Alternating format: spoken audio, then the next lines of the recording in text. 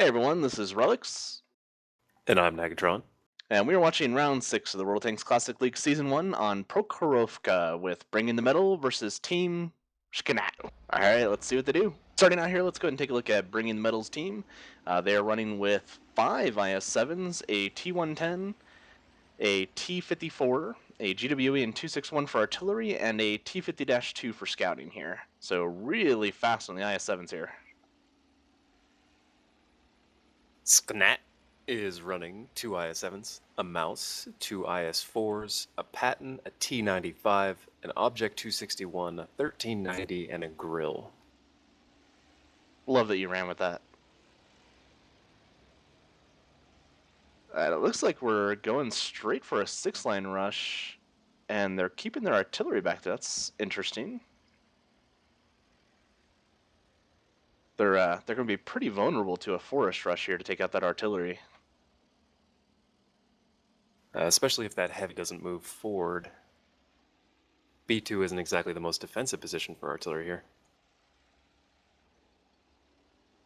I imagine with how they're running this right now, we're looking for try to catch them off guard with just a straight rush along the railroad here. Since they only have the one medium going to hill, they're hoping to probably avoid it. Get That's right into actually that my backfield. mistake. I see what Bringing the Medal is doing here. They've got the T-110 further back at B2 because the 50-2 is going to stay in the middle and light anything that gets close. So he's basically just back there to track and delay anything that's trying to get to Artie. So him being further back keeps him alive, so it's actually a good thing. Ah.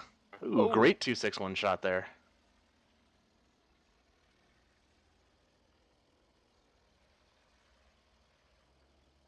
And it looks like Team SKNAT, I'm just going to keep calling them that, totally avoided the city side here. But there's some IS-4. It's one thing pretty commonly overlooked by people on this map. Getting proximity lit through that railroad can be a serious problem if you're trying to stay in cover. Yeah, it's going to be a nasty issue here in a second when that artillery starts dialing in. Speaking of,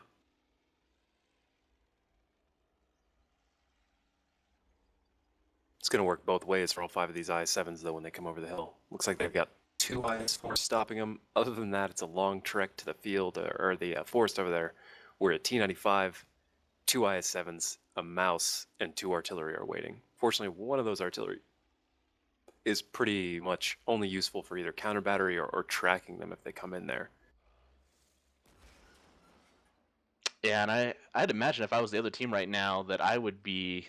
Actually, let me hold there. I wonder if they know that there's all 5 IS-7s on this side. Because if they do, they should be pushing their 2 IS-7s and their Moss straight through their cap. Try to take out that artillery, get that T-110 out. They don't have a lot standing in their way at this point. So I'd be very curious to know if they're aware of that.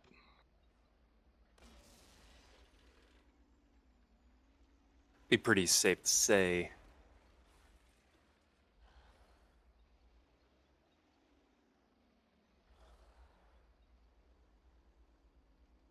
They could just be hoping that they're going to murder these guys as soon as they try to make that go over the railroad there. I mean, it's not exactly an easy guess. They know that they're not directly on top of them, but that's it. They've already given up 75% of the map. So all those IS-7s can be split somewhere on the east side, some on the west side.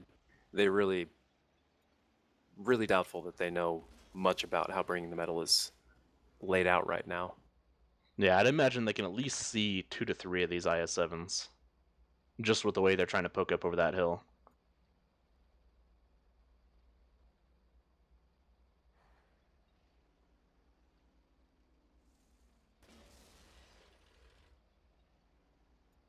Doing a great job of clock management here, making sure those IS-4s are totally out of the way. They have plenty of time to push over. No need to hurry.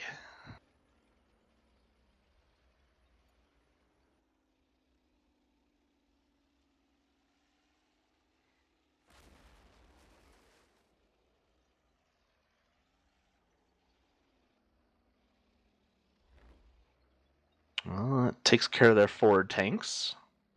Looks like they're pulling the T-54 back, probably to go for a 1-2 line push in tandem with them pushing these IS-7s over.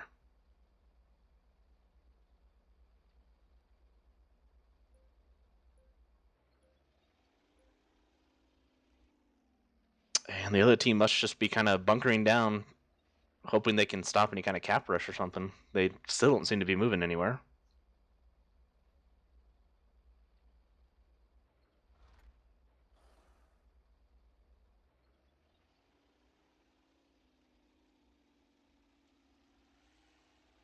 Bringing the metals starting to push here.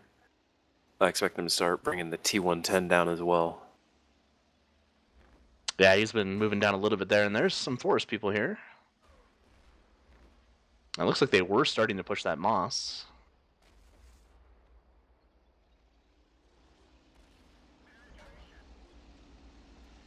Stopping on cap is pretty ill-advised in this situation. Well, I guess with only one 261, it's not that big of a deal. However, that T-95, if he's not taken out very quickly, is going to be a serious problem. Yeah. They do have the benefit here. There's not that many guns. They just have the 3 over there. Fortunately, that 261 missed and is not in good enough cover for him not to be lit just then. So now they've only got a grill to reset them and a T-95 to do damage. And there's the 100. Bringing the Metal actually lost one of their artillery as well. Yeah, out of that push there. Oh, that was a great cap. Good fight, guys. Grats to Bringing the Metal.